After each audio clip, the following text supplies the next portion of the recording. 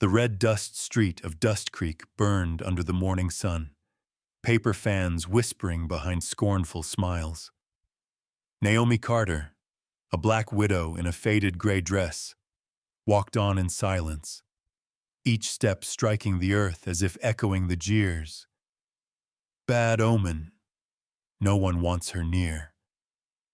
Her hands clenched tight, her back held straight, though her chest ached as the other women, hand in hand, drifted toward the church in their Sunday dresses. Then the rhythm broke. The sudden beat of hooves split the air.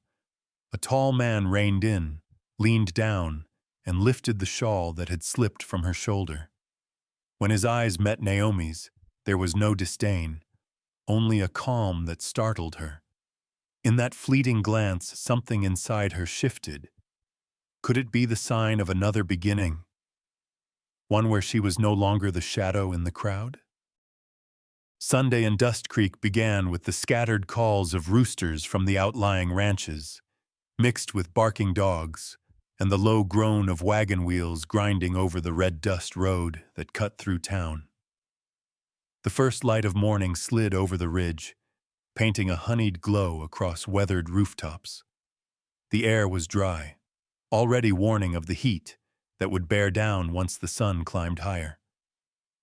Naomi Carter smoothed the worn gray of her faded dress, her calloused hand tracing creases she knew would not disappear. She draped a dark shawl across her shoulders, old but clean, washed and left in the night air to hold the scent of sun. A wide-brimmed hat shaded part of her brown face, but it could not hide the tired lines around her eyes. Her old shoes struck the dirt in steady rhythm as she walked toward the small wooden church at the end of the street. Inside her rose a restless mix of hope and unease. Every Sunday, the bell tolled to summon the whole town, men in white shirts, women in long dresses, children tugging and laughing hand in hand. Naomi usually stood at a distance, knowing the looks meant for her were never the same as for others. Yet this morning a faint urging pressed her forward. Just once, she thought, she would step inside and see if faith and kindness still had room for her. The church doors were wide, the air inside carrying the scents of candles, pine wood, and pressed linen. Naomi drew a breath and moved quietly across the threshold. The murmur of voices faltered. Heads turned. She straightened her back, folded her hands, and fixed her eyes on the empty bench at the rear. The whispers began, soft at first, then sharper, meant to be heard. That's the Carter woman. The Black Widow, dressed up for nothing. Who would sit beside her? Look at her. Thinks this house is clean enough for her kind. A few women stood, skirts rustling as they blocked the aisle. Mrs. Whitmore, full-figured beneath a feathered hat, stepped ahead. Her voice was syrup laid over steel.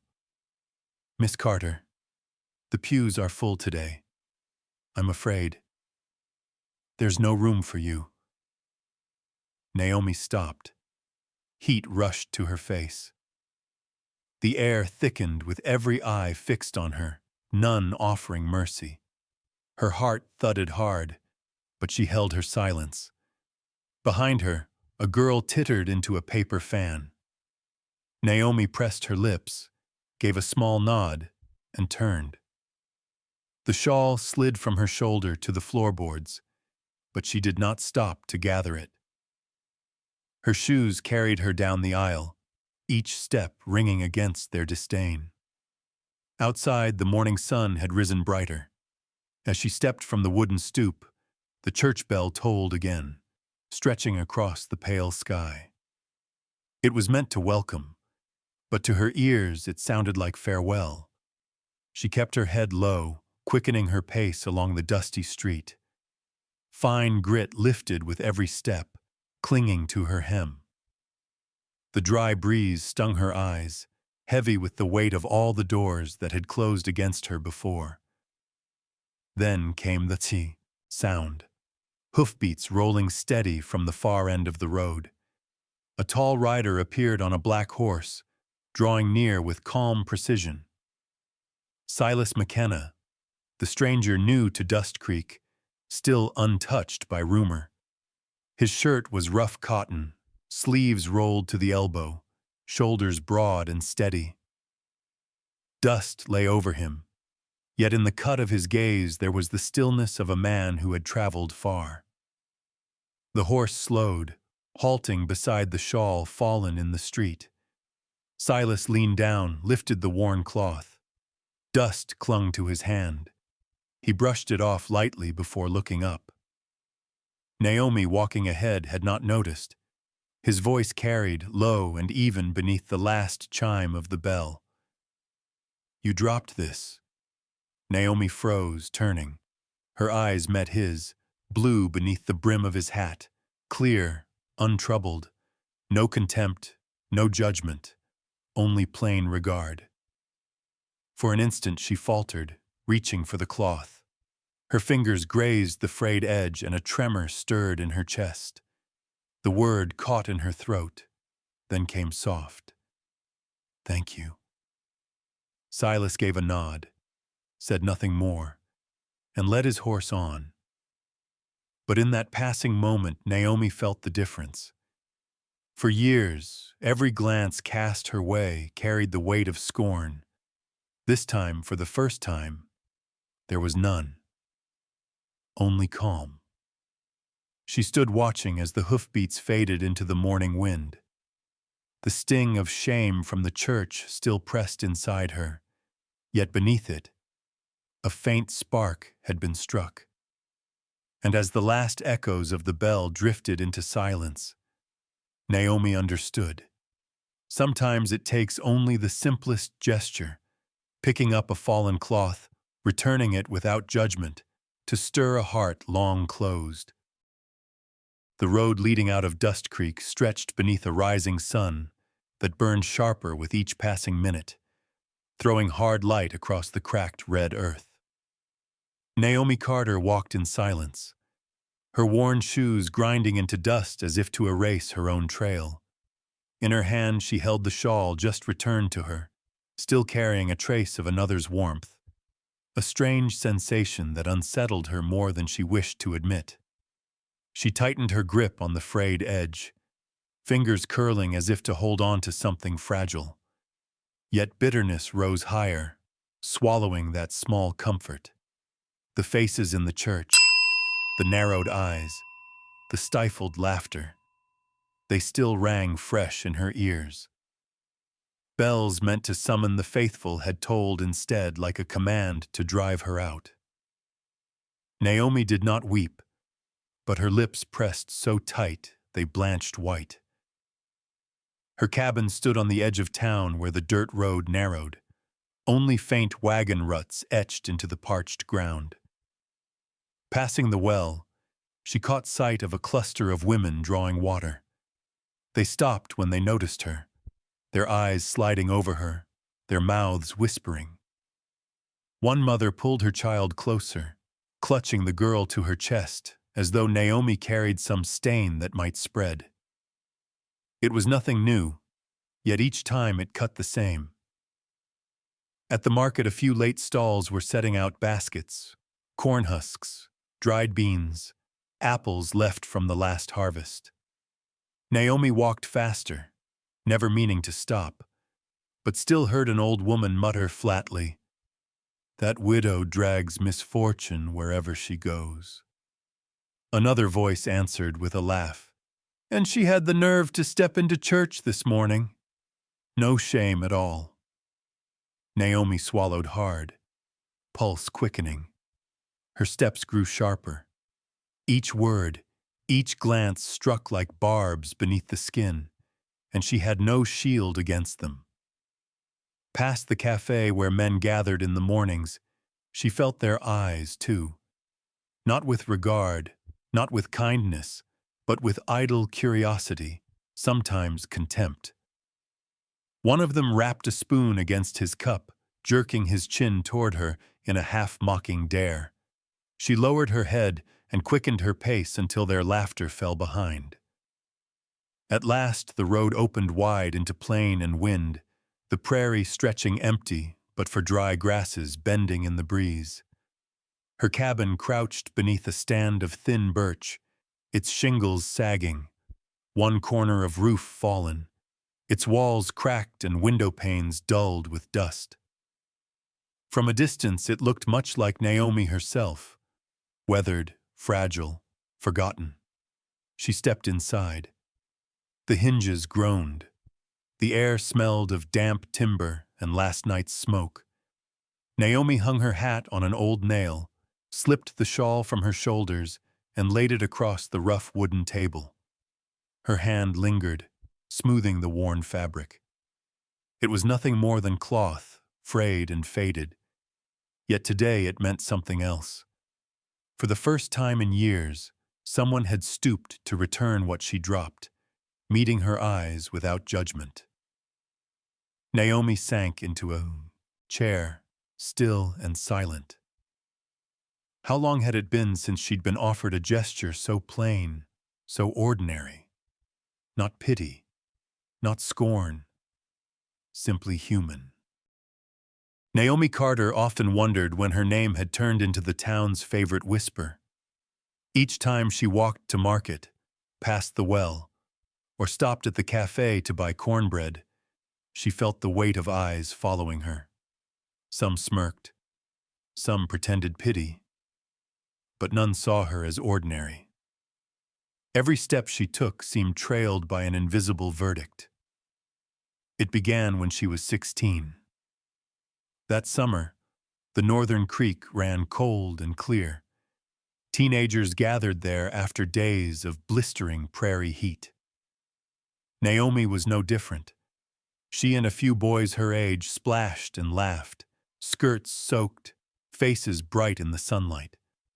For a moment, they were only children, unaware of where the lines of decency began or ended. But someone had watched, and that was all it took. By the next day, Dust Creek was humming. "That Carter girl is wild," a voice said, and the words carried faster than desert wind. No one remembered her carefree laughter or the way her voice lifted in song. They remembered only a black girl standing among boys at the creek.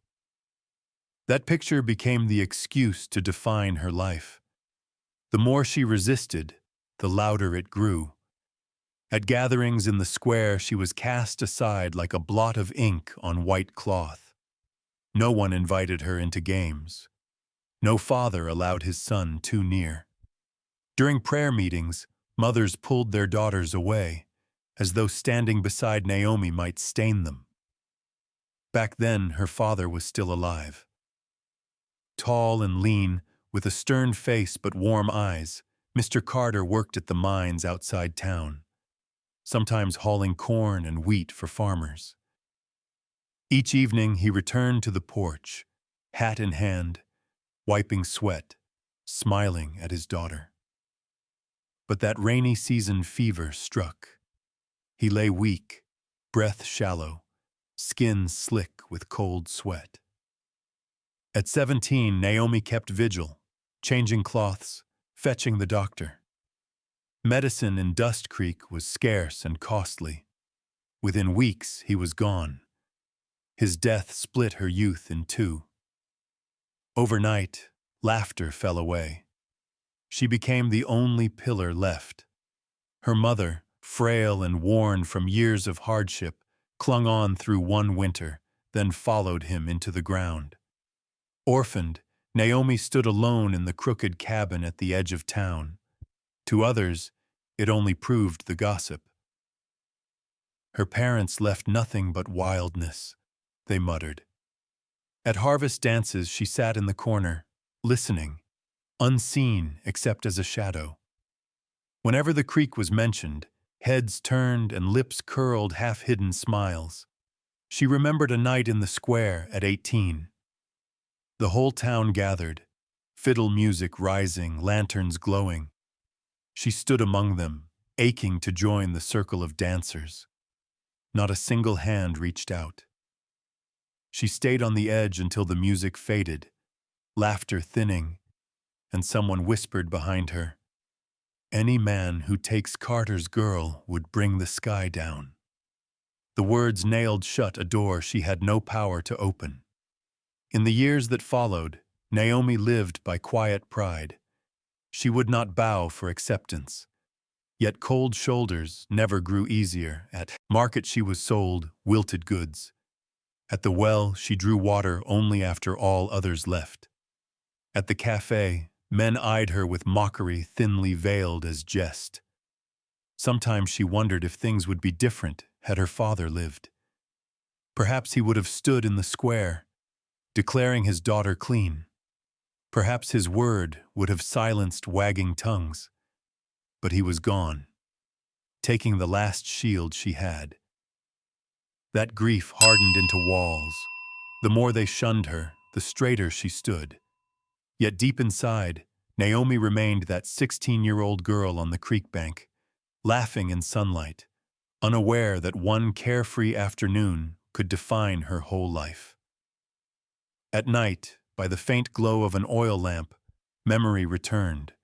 The ripple of water, the shimmer of light, the teasing shouts of youth.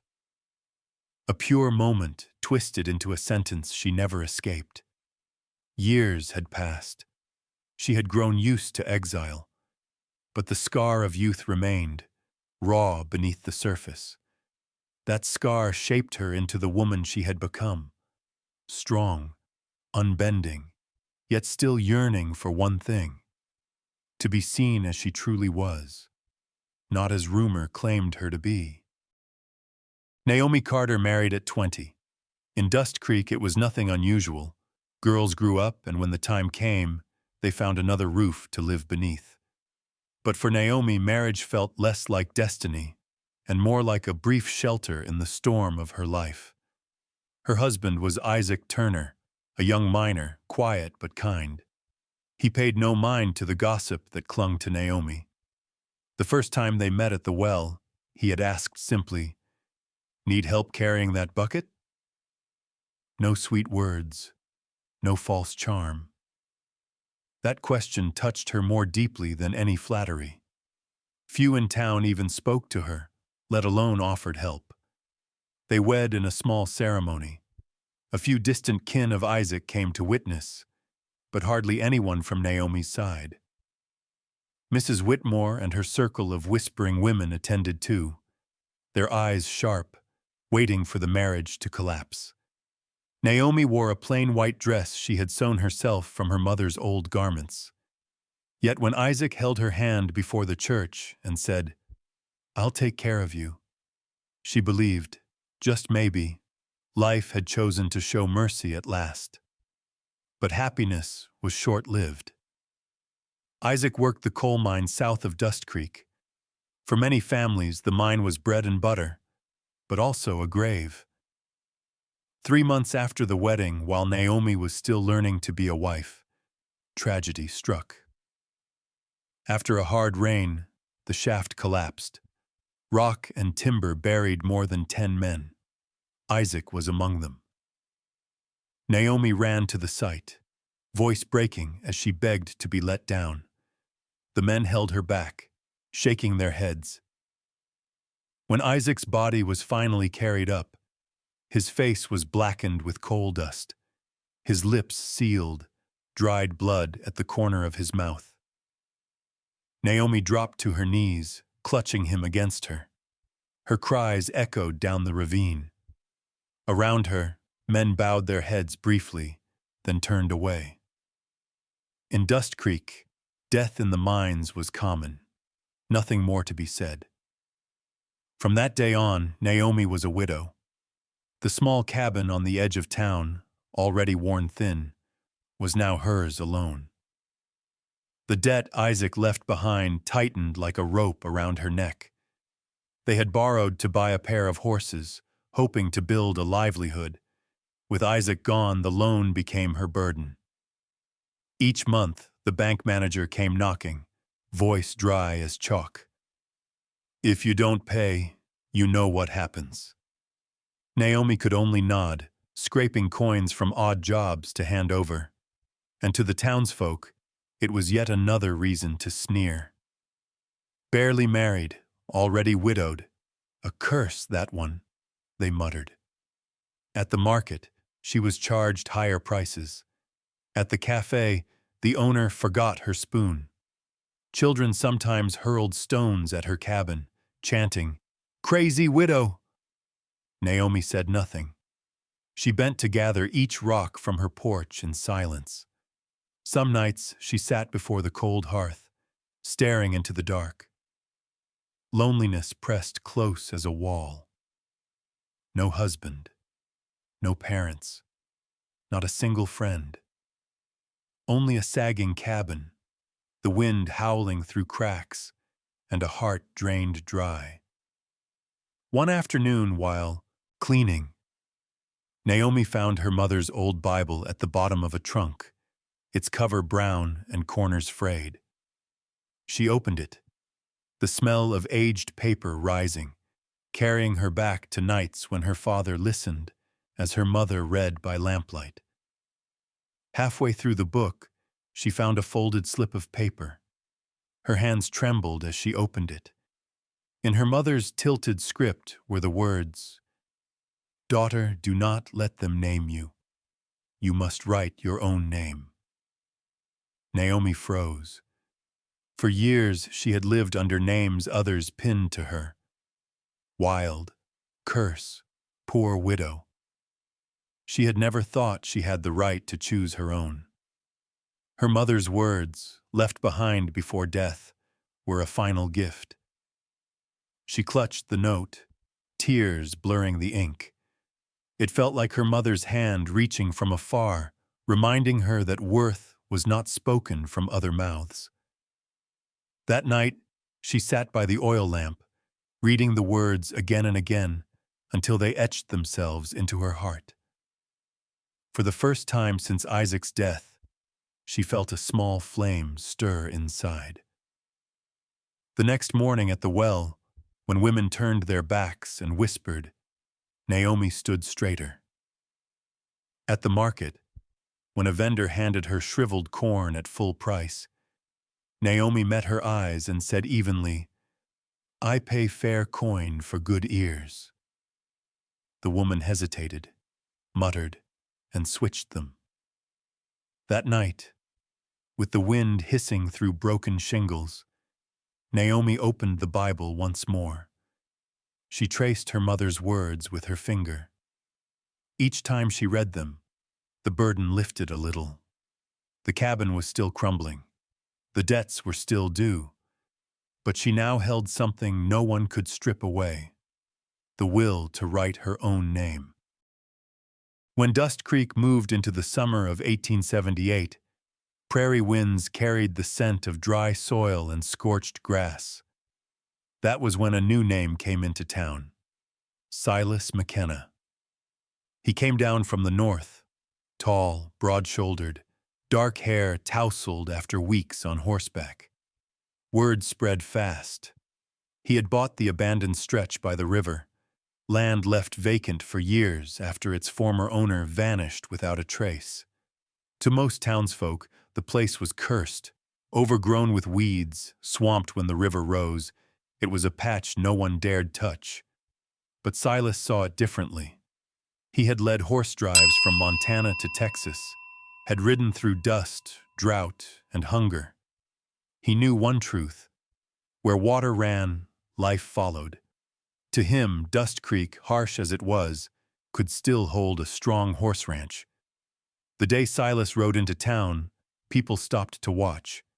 He dismounted at the general store, bought rope, a hammer, and tools for the ranch. His weathered look drew curiosity from some, suspicion from others. In a place like Dust Creek, a newcomer was always fodder for talk. That evening at the saloon, whispers flew. "McKenna's a fool. That land's nothing but bad luck." Another answered, "Heard he's got money behind him, and he can handle horses." A third added, "Maybe he'll be looking for help. Can't build it alone." The talk reached Naomi Carter. Next morning at the market, while she chose cornmeal, she overheard two men at the onion stall. One said, "If McKenna hires, no one in town will go near him. Who wants to touch cursed ground?" The other shrugged, then lowered his voice. But Naomi still heard, "Maybe Carter girl. She's got nothing left to lose. Stubborn, strong back. But let's see if anyone dares work alongside the wild one." Naomi's grip tightened on her basket. Her heart sank hearing her name mocked again. Yet beneath it flickered something new. For the first time in years, her name was followed not only by ridicule but by the words, hard worker. It was not praise, but it stirred her just the same. By noon, as Naomi weighed a few potatoes, a voice sounded behind her. "Miss Carter?" She turned. Silas McKenna stood there, tall in the sunlight, shadow cast long across the dirt. His sun-darkened face carried steady gray-blue eyes that held no contempt. He lifted his hat with a slight nod. "Heard you can handle hard work," he said plain, without pause. "I need a hand at the horse ranch. Bought the riverland. Can't build it alone." Naomi froze.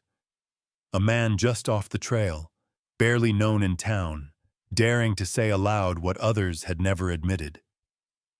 Before she could speak, another voice cut in. Jonas Fletcher, son of the lumber merchant, strode up with a smile that mixed friendliness and scorn. "McKenna, don't waste breath on her. Everyone in Dust Creek knows she's—" He let his eyes slide over Naomi, then finished with a sneer. "Not fit for a wife. Less so for honest work." Blood rushed hot to Naomi's face. Jonas had always been among the loudest tongues.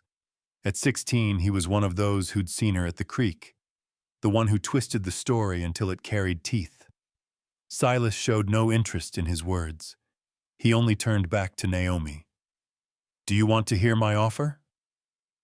Naomi lifted her head, meeting his gaze. In that moment, her mother's note echoed in memory. "Do not let them name you. Write your own name." She drew a breath. "Tell me straight." Silas nodded, as though he had waited for that reply. "I'm building a horse ranch. The river gives grass and water. What I need is strength. I don't hire slackers. I look for those who stand tall. I heard you're stubborn. That means you'll work.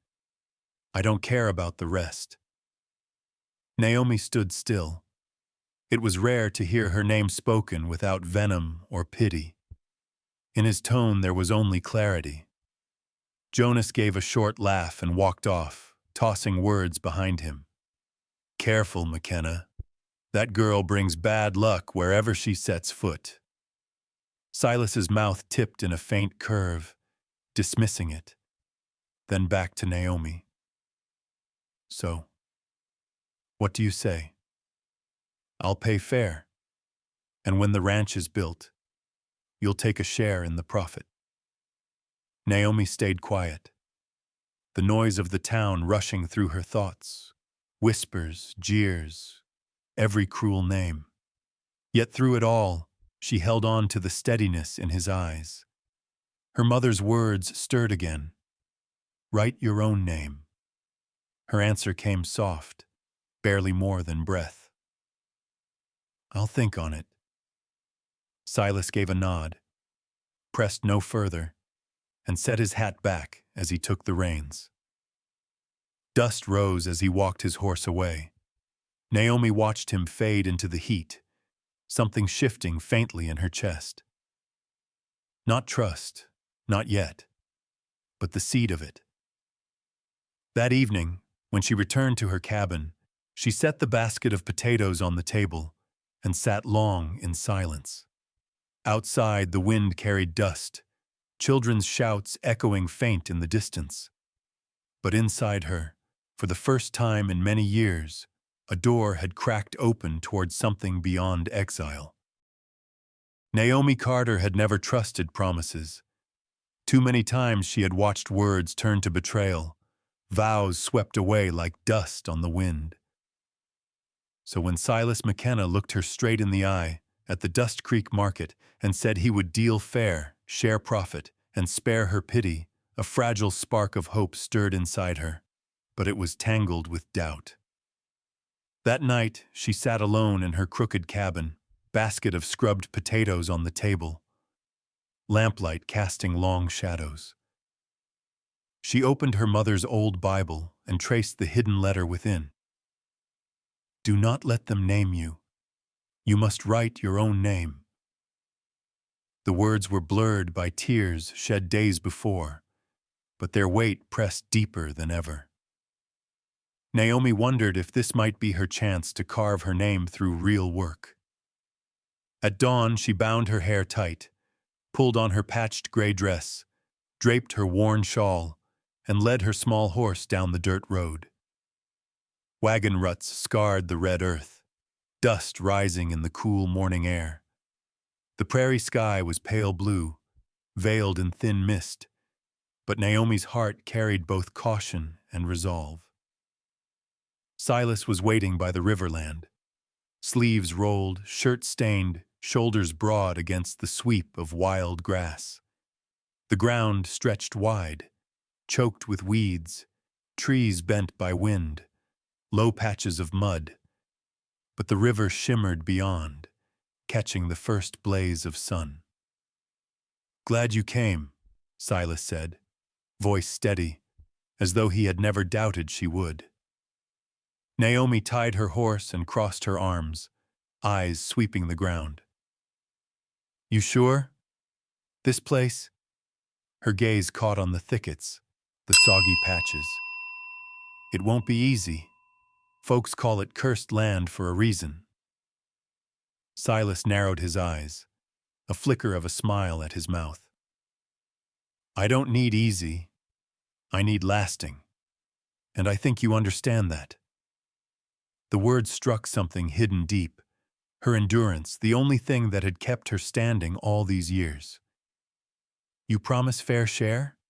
She asked, tone dry, daring him to falter. His gaze held steady. No pity, no charity, just fair. Half the sweat, half the gain. If the ranch rises, you have a share. If it falls, we both carry it. Naomi was quiet a long moment, then gave a slow nod. All right, I'll try. The words left her lips, and the prairie wind hissed through the tall grass, as if the land itself listened. Work began that morning. Together they hacked through weeds, set posts with salvaged timber. Naomi's calloused hands gripped the axe, every stroke clean and firm. Silas watched, surprised at how she matched any man he had hired before. By noon they rested beneath an old willow, sharing dry cornbread and river water. Naomi leaned back against the trunk, eyes on the shimmering current. Distrust still hovered, but her spirit eased to feel her hands building something beyond bare survival. Yet just as she began to believe work might pass in peace, danger struck. A sharp whistle split the air. Naomi jerked as a heavy stone tore past, grazing her hair, before it slammed into the dirt at her feet. Dust flew, her heart pounding wild. Both turned toward the sound. In the high grass across the way, a shadow flickered, then vanished. A voice carried low and harsh. Stay off that land. It's not for you. Silence dropped heavy. Only wind hissed through the weeds. Only Naomi's heartbeat thundered in her ears. Her fingers clenched the shawl, sweat chilling her palms. Silas stepped ahead, placing himself between her and the threat, eyes hard on the empty grass. But the figure was gone, leaving only drifting dust. Naomi bit her lip, chest rising fast. The words cut deeper than the stone. Not for you.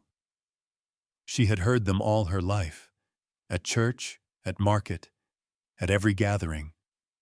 And now, even a forsaken patch of land, they wanted barred from hers. "You all right?" Silas asked, voice low but firm. Naomi nodded, though her grip whitened on the shawl. Her eyes shone. "They'll never leave me be." Silas set his hand on a post, jaw tight. "Let them say what they will. I bought this land with my money. Who works beside me is my choice." Naomi met his gaze. In it was a certainty she had long been denied. Not pity, not hesitation, but decision. That afternoon they worked on, though unease hung over them. Naomi drove each post into the soil, swung the hammer till sweat drenched her back. And each time she lifted her eyes and found Silas steady at his task. Her fear dulled a little. By sundown, a rough line of posts marked the first shape of a ranch. Naomi paused, breathing hard, staring at the fence. It was only wood, but it stood for a beginning. Still, she knew, the shadow in the grass had not gone. The stone and the warning were not random. They were a sign. The road ahead would not be easy. That night she returned to her cabin, laid the Bible on the table, and unfolded her mother's note once more. "You must write your own name." Her hand trembled, but her eyes steadied. Stones might fly, voices might sneer, but she had taken a step onto a path she would not turn back from. The riverland, once nothing but wind-swept weeds, began to change with the first swing of a hammer. Silas McKenna rose at dawn, shoulders bent beneath timber posts, his shirt clinging dark with sweat, though the sun was barely up. Naomi Carter matched him step for step. She bound her hair, rolled her sleeves, and gripped the heavy mallet without hesitation. They split the work between them. Silas cut posts. Naomi dug holes, tamped soil. Each strike of her spade was clean, firm, never wasted. Her calloused hands and sun-browned arms carried a strength few expected in a woman. "You dig quick," Silas remarked between the steady ring of hammer blows. Naomi didn't lift her head. "I've done this all my life. Dirt's the same anywhere if you know how to handle it." The corner of Silas's mouth twitched. He had hired plenty of men on cattle trails, but few had ever kept pace with her. No complaints, no wasted motion, only silent determination. By noon they rested beneath the willow, sharing hard cornbread. Naomi sat quiet, face damp with sweat, eyes fixed on the line of posts beginning to take shape. Her chest beat fast, not from exhaustion, but from a rare surge of pride. Her effort had left a mark that could not be denied. That afternoon, they tried breaking 2 mustangs Silas had caught. One was a gray stallion, eyes bright, temper fierce. It reared, snorting, hooves pounding the ground. Silas held the reins, muscles taut, but the horse fought hard. Naomi watched from the rough fence.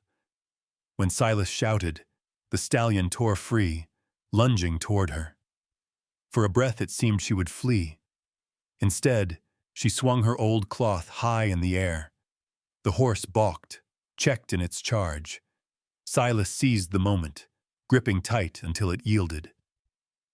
He looked at her, genuine surprise in his eyes. "You weren't afraid?" Naomi's breath came quick, but her lips curved faintly. "I've stood against sharper tongues than this animal.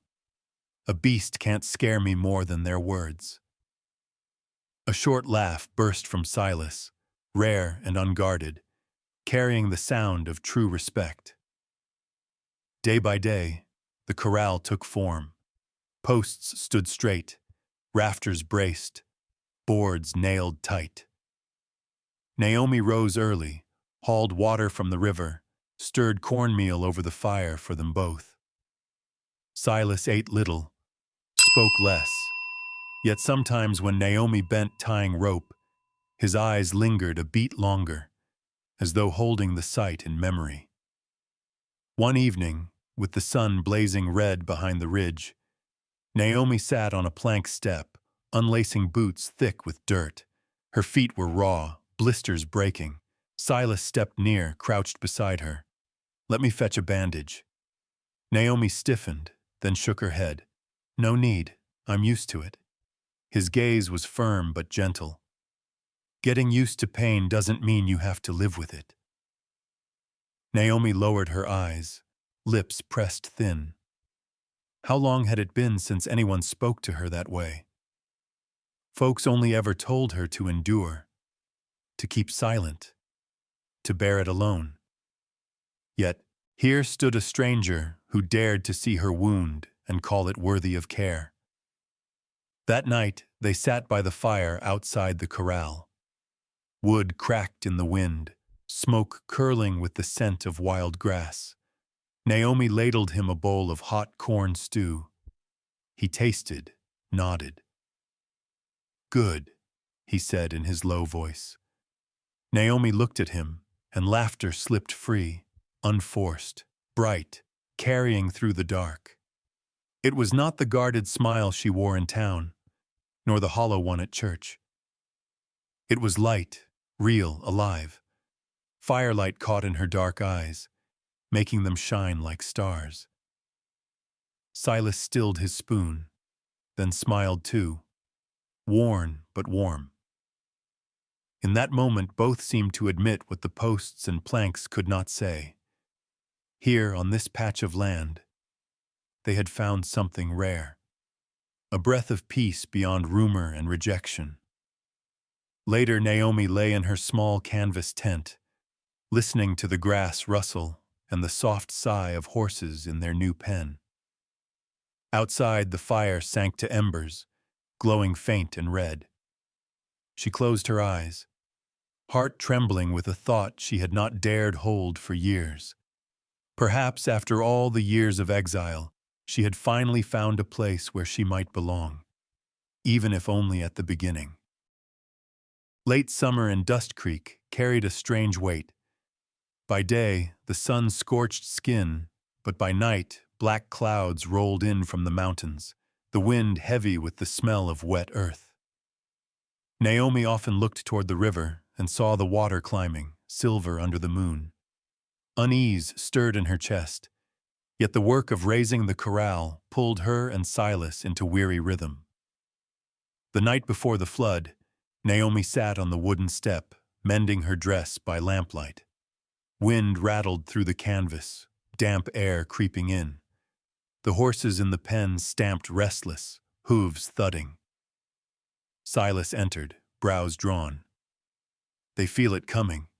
The river's rising faster than I thought." Naomi lifted her eyes, needle paused in her hand. "You think it'll break over?" He nodded, face tight. "If rain doesn't let up tonight, by morning we'll have to drive them to higher ground." He stepped back into the storm. Soon Naomi heard the first drops, soft at first, then pounding, as if stones rained down on the roof. Never had she felt the sky shift so violently. At dawn, the roar of the river jolted her awake. She ran out, rain slashing her face, clothes drenched in seconds. The river had spilled its banks, dragging branches and stone in its churn. The horses screamed in the corral, crashing against the rails. Silas was already there, soaked to the bone, shouting above the storm, "Get them out! Drive them to the rise!" Naomi plunged into the chaos. She seized the reins of a bay, voice sharp as she pulled it through the mud. Hooves slipped, nearly toppling her, but she held firm, forcing it toward the ridge. Then came a scream like none she'd heard. A young colt swept from the ground by the rushing current. Its small body flailed, eyes wild. Without thought, Naomi leapt, The water gripped her like iron, cold, furious, dragging her down. She clawed forward, arms outstretched, catching the colt around its neck. Its hooves struck out, nearly striking her shoulder. The current spun them both. Through the roar she heard Silas shout her name. "Naomi, hold on!" Water stung her eyes, burned her lungs, but she refused to let go. She locked her arms around the colt.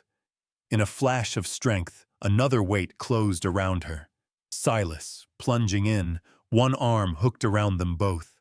With powerful kicks he dragged against the river's pull, forcing them inch by inch toward the bank. They collapsed onto the soaked ground, coughing, gasping. Naomi's chest heaved, throat raw.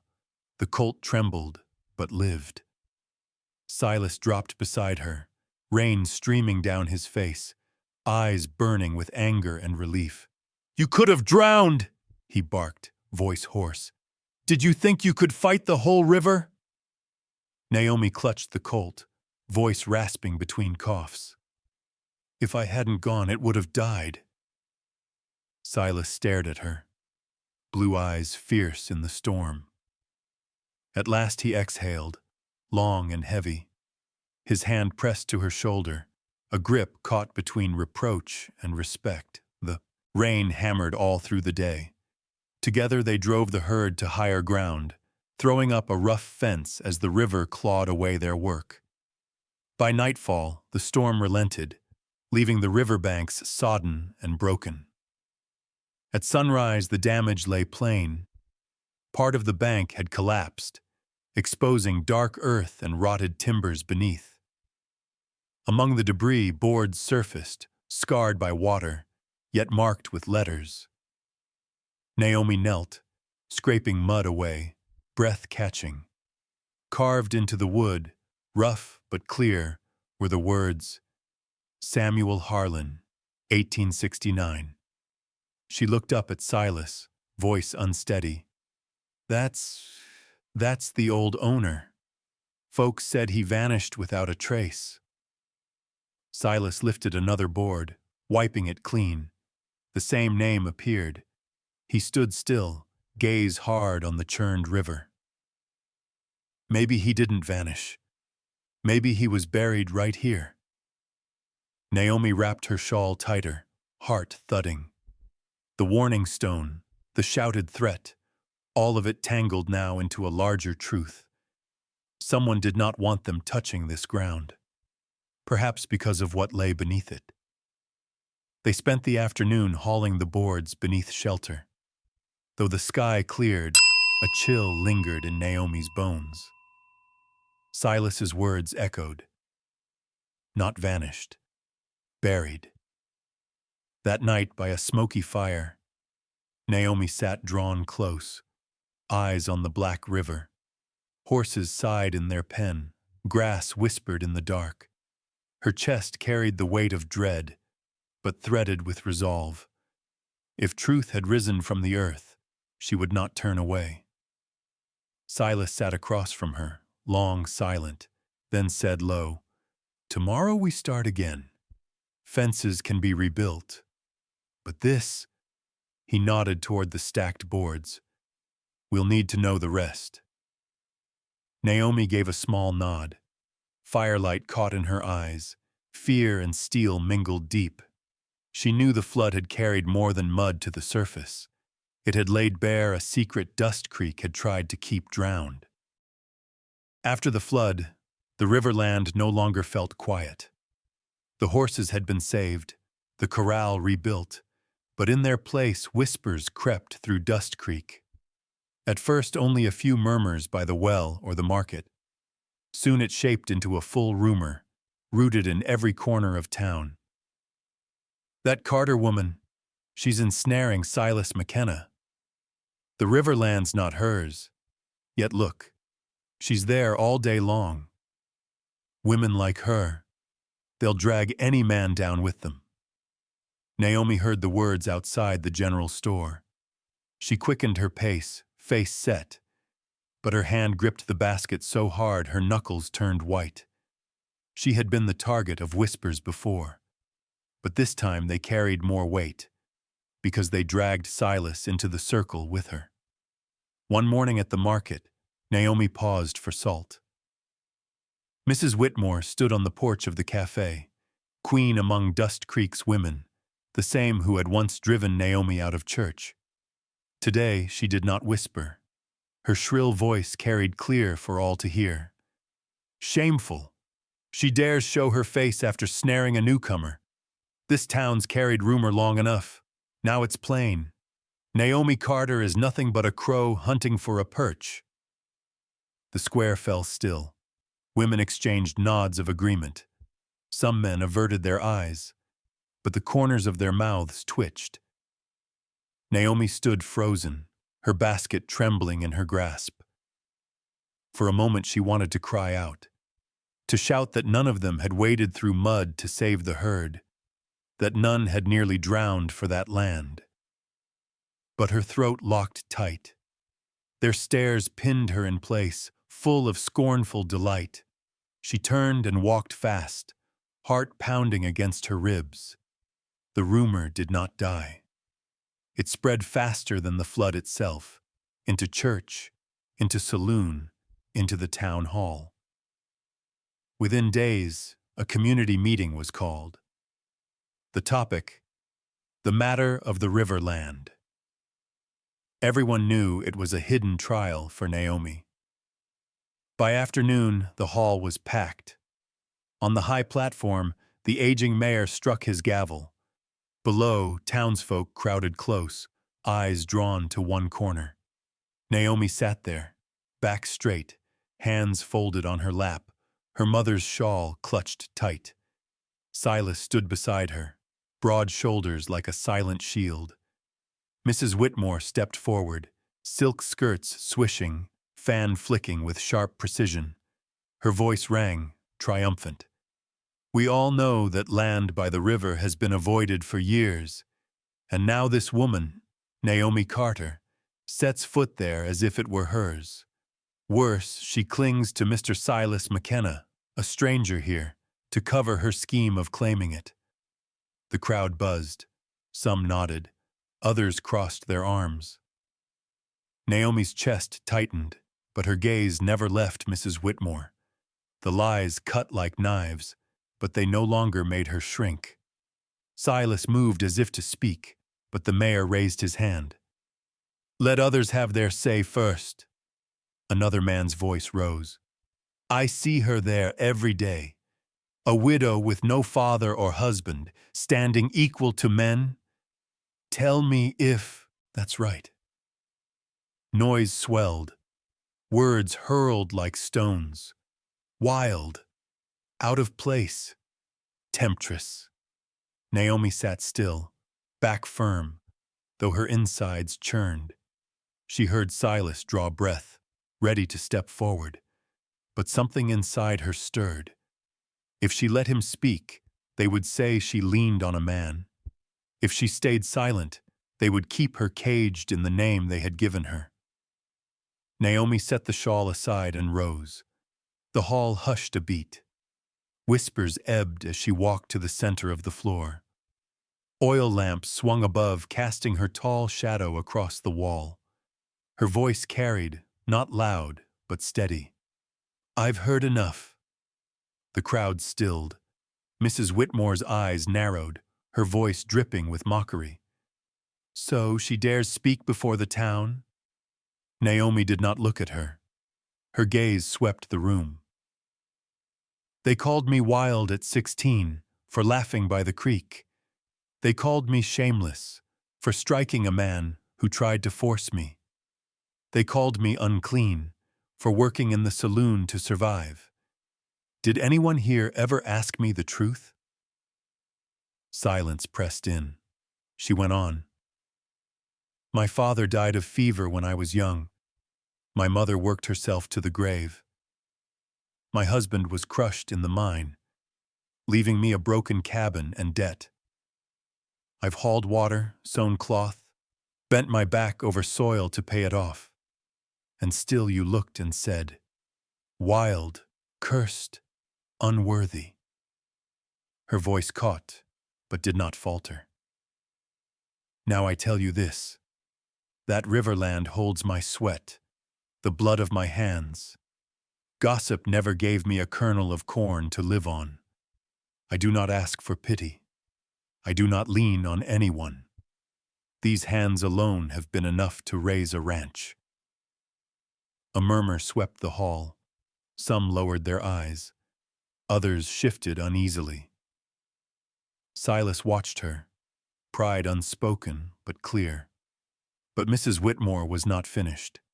She tilted her chin, lips curling. Pretty words, but words prove nothing. A widow like you, what right have you to stand as an equal? Naomi's dark eyes shone. I don't prove it with words. I prove it with posts driven, with horses alive, with corrals standing straight. If that isn't enough, then time will answer. The hall fell into stillness. No more laughter, no more jeers, only the beat of Naomi's heart, loud in her chest. The battle was not over, but for the first time, Naomi stood before the town without bowing, without flinching. And for the first time, the crowd was forced to hear her voice instead of their own rumors. The air in the Dust Creek Hall held still after Naomi's sharp, unshaken words. Every eye was fixed on her tall frame standing in the center of the wooden floor, her shadow stretching hard against the wall behind. Mrs. Whitmore snapped her fan shut with a crack, sharp as a whip's lash. Yet Naomi did not tremble. She drew a long breath, pulling the heavy air into her lungs, then began. Not the voice of defense, not the plea of a beggar.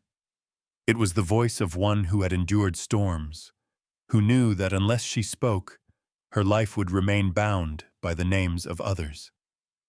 I've heard your whispers since I was 16, Naomi said, slow but clear.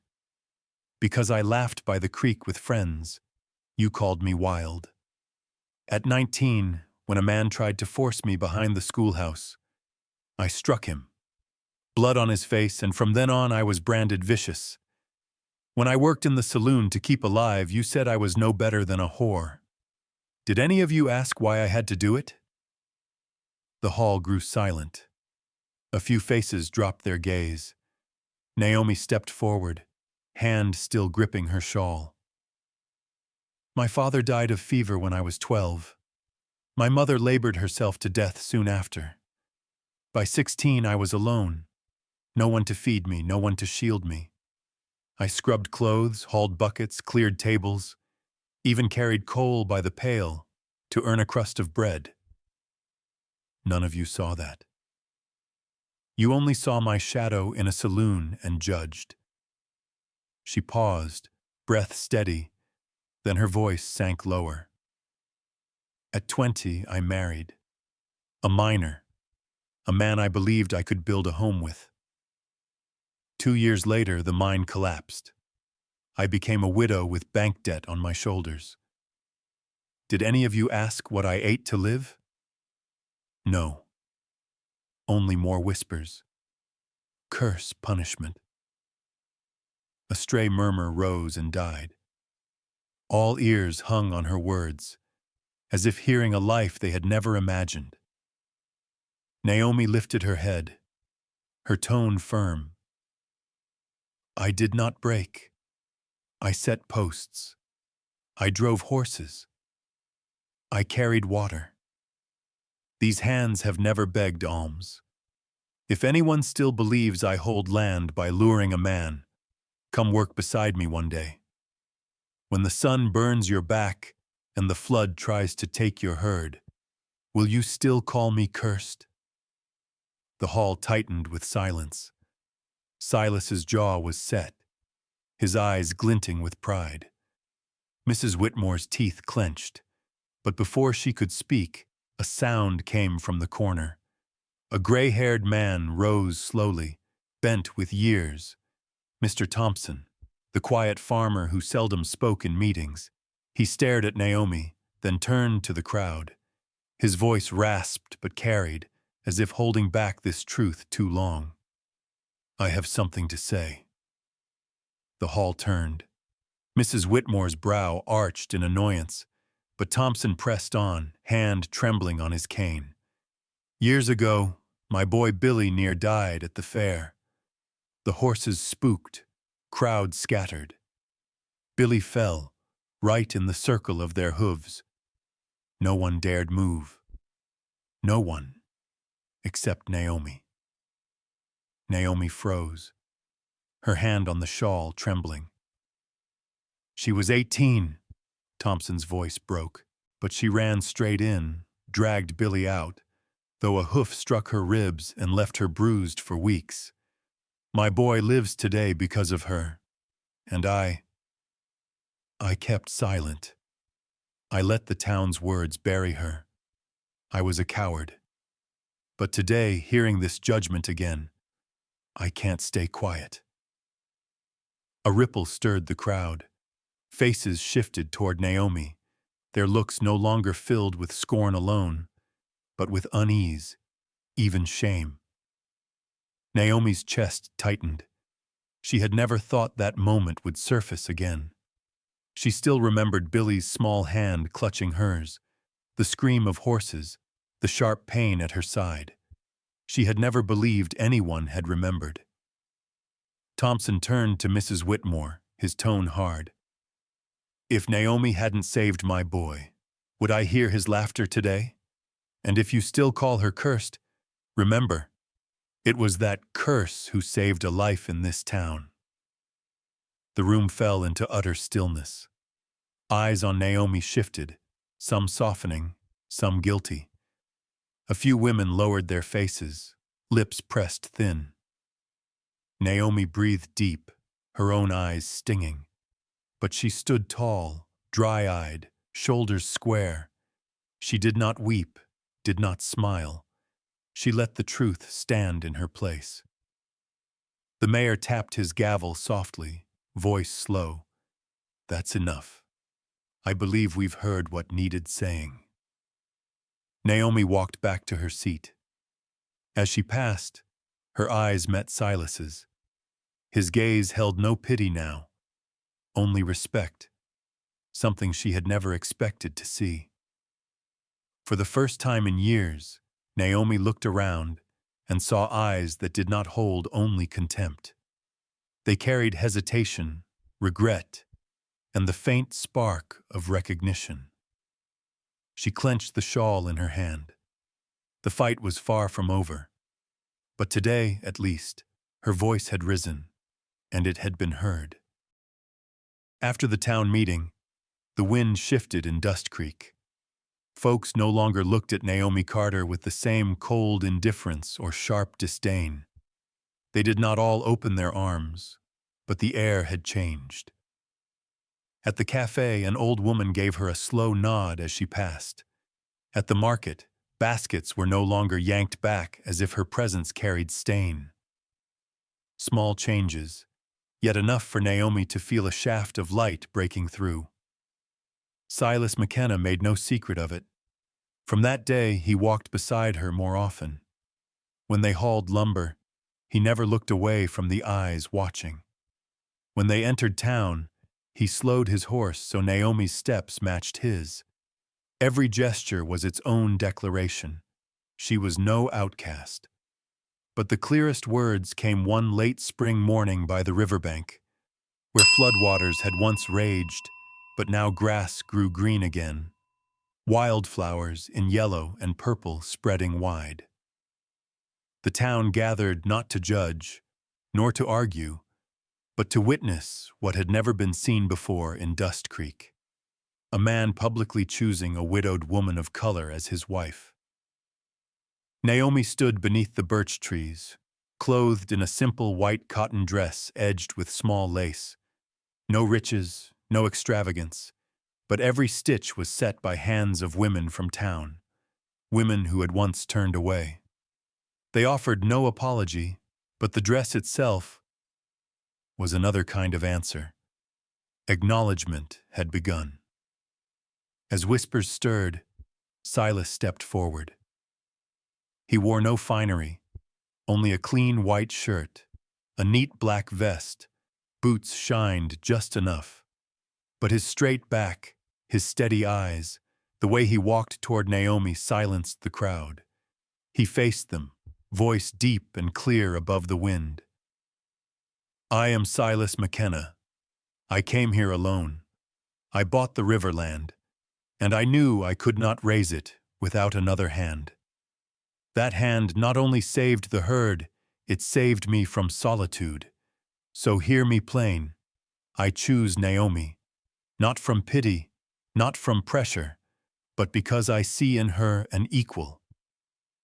The crowd hushed to stillness. Wind rushed through grass like a hymn. Naomi's chest swelled, her eyes burned. Silas turned to her, took her trembling hand. His blue eyes held only certainty. "If any would object, speak now. If not, then witness this truth for Dust Creek. Naomi Carter is no longer cast aside. She is the woman I call wife." A long pause. Then a man's voice rang out. "Amen." A woman followed. "Amen." The word spread, carried by the wind. The old town preacher stepped forward, Bible in hand, his voice rough but steady. "Before God and this community, we witness this union."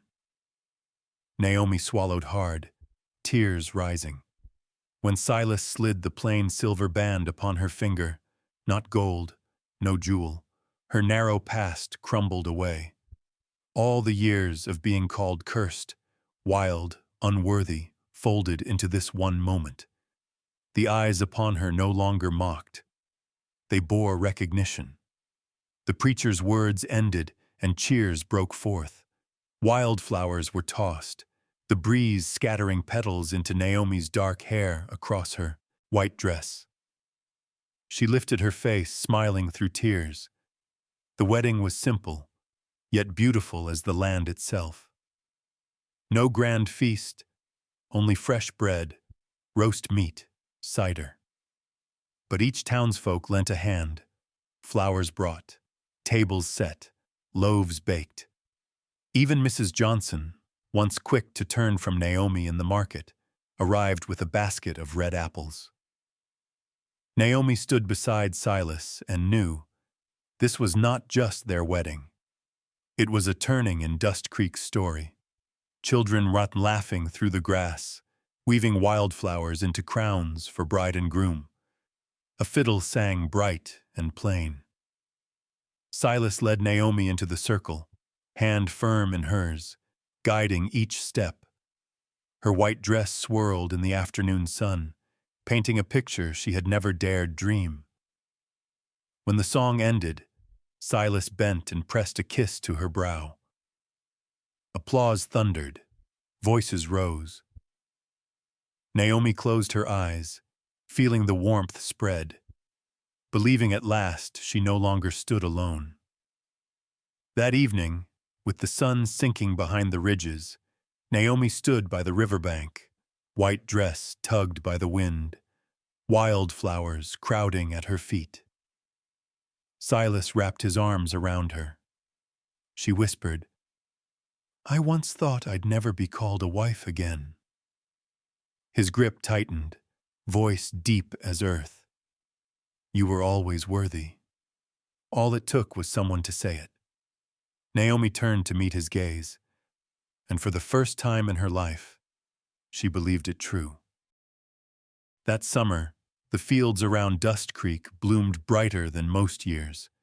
After the spring rains, soft green grass rolled out like a carpet, wildflowers of purple and yellow lifting their faces to the sun. By the riverbank, where floodwaters had once raged, the water now shimmered calm, light dancing across its surface. And there, a new ranch took root, a place named Wildflower Haven. Folks soon grew used to the name. At first, it was only cowhands passing it in idle talk. Stopped by Wildflower Haven yesterday. Fine horses they've got. Then it spread. Women at the market spoke it while swapping vegetables. Children called it out when chasing each other through the streets. Wildflower Haven, as if it had always belonged, just waiting for Naomi and Silas to give it voice. The cabin stood straight again, roof tight, porch wide and open to the meadow. The new corral was solid, posts driven deep, ropes tied firm. Each morning when the sun broke, the herd ran circles across the pasture, hooves drumming against the earth. Travelers passing Dust Creek often stopped to watch, nodding in quiet approval. No one called the land cursed anymore. On the porch, Naomi stitched a neighbor child's shirt. In the yard, little ones ran laughing, tumbling into grass, daring each other onto colts too green to carry. Elias, Thompson's boy, came often. His father, who had once stood for Naomi in the town hall, brought baskets of corn and potatoes, as if repaying years of silence. Silas was busier than ever, driving horses to market, trading for lumber and food. Yet every time he came home, his eyes went first to Naomi on the porch. No words needed. That look told her they were building something stronger than timber and stone, a home. The cruel whispers faded. Folks no longer called Naomi cursed or wild. Instead, they spoke of her skill with horses, her firm hand in work, the gentleness in teaching neighbor children letters beneath the birches. Some women of Dust Creek even brought her bread or asked for her stew recipe. Naomi did not forget the past, but she smiled and received them. Change, she knew, did not come from apologies spoken, but from the way people acted now. Yet the land still carried its buried truth. The flood had unearthed planks carved with the name Jeremiah Huxley, the ranch's former owner. Now ditch diggers found bones in the soil, beside a silver badge marked J.H. Rumor, rekindled. Huxley had not vanished. He had been silenced. And whispers pointed toward certain wealthy men who had once quarreled over that land. Instead of shunning Silas and Naomi, the town showed greater respect. They saw Wildflower Haven as a way of restoring honor to the dead. Naomi and Silas had not only built a ranch, they had redeemed ground long shadowed by lies. On the day the discovery was spoken aloud, townsfolk gathered at Wildflower Haven. They came not with blame, but with open hands. The old mayor clasped Silas's palm. "You've given Dust Creek its truth back, though it was never your fault." An elderly woman pressed a hand-sewn kerchief into Naomi's palm. "Keep this, child. Let it stand as proof that this place is yours." Naomi stood still, breath caught. She remembered the years of cold glances, of being turned from the church, branded cursed. And here, on a meadow thick with flowers, she was offered small gifts, nods of respect, eyes softened with recognition. The weight she had carried so long slipped from her shoulders. That evening, children's laughter rang across the pasture. Naomi watched from the porch as the herd thundered beneath the low sun. Silas came from the corral, shirt damp with sweat, straw clinging to his shoulders. He stepped onto the porch and took her hand without a word. Naomi gripped his hand, whispering, steady and sure, "I was never wild, only freer than they wished me to be." Silas squeezed her hand tighter, eyes alight. Below them, children ran on, their laughter mingling with the rhythm of hooves. Among the wildflowers, the house stood firm. Wildflower Haven was more than a ranch. It was proof that even in a town steeped in judgment, a home could rise, built from grit, from faith, from a love bold enough to outlast rumor. Naomi rested her head on Silas's shoulder. She knew the journey was not over, but she would never walk it alone again, and Dust Creek itself would never be the same. Perhaps Naomi Carter's story is not only that of a widow in a small town, but a mirror for many of us. To be misunderstood, to be mocked, to wear names that were never ours, and yet, through endurance and kindness, to stand straight in the world. And more than that, to find one hand willing to clasp ours, one gaze willing to see us true, that alone can change a life. Dear friends, in our later years, each of us has known whispers behind our back, felt loss, or stood alone in a crowd. This story reminds us that it is never too late to find a place called home, or a companion to walk beside. If this tale touched your memory or your faith, please share your thoughts in the comments. Tell us of a moment when you felt truly seen, and don't forget to like and subscribe so we may bring you more Wild West love stories, where love and courage bloom like wildflowers.